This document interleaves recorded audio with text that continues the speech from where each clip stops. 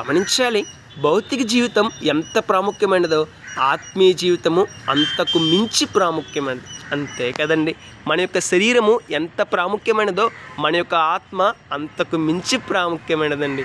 అటు శరీరాన్ని కాపాడుకోవాలి, ఇటు ఆత్మను కూడా కాపాడుకోవాలి. అయితే చాలామంది వ్యక్తులు తమ శరీరాన్ని కాపాడుకుంటారు, ఆత్మను మర్చిపోతూ ఉంటారు. శరీరాన్ని తృప్తిపరుచుకుంటూ ఉంటారు, ఆత్మను బలహీనపరుస్తూ ఉంటారు. మరికొందరైతే అటు శరీరాన్ని పట్టించుకోరు, ఇటు ఆత్మని పట్టించుకోరు. మరికొందరైతే అటు శరీరాన్ని మర్చిపోతారు, ఆత్మను పట్టించుకుంటారు. ఇదేమీ సరికాదండి.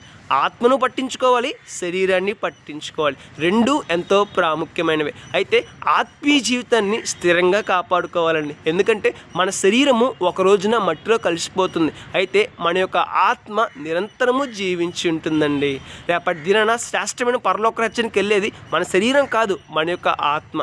కాబట్టి శరీరాన్ని పట్టించుకోవాలి, ఆత్మను కూడా పట్టించుకోవాలి. అలా అని శరీరమును పాపంతో పెంచుకుంటే, శరీరమును పాపంతో తృప్తిపరుచుకుంటే అందుకు ఫలితంగా నష్టాన్ని పొందే అవకాశం ఉంది.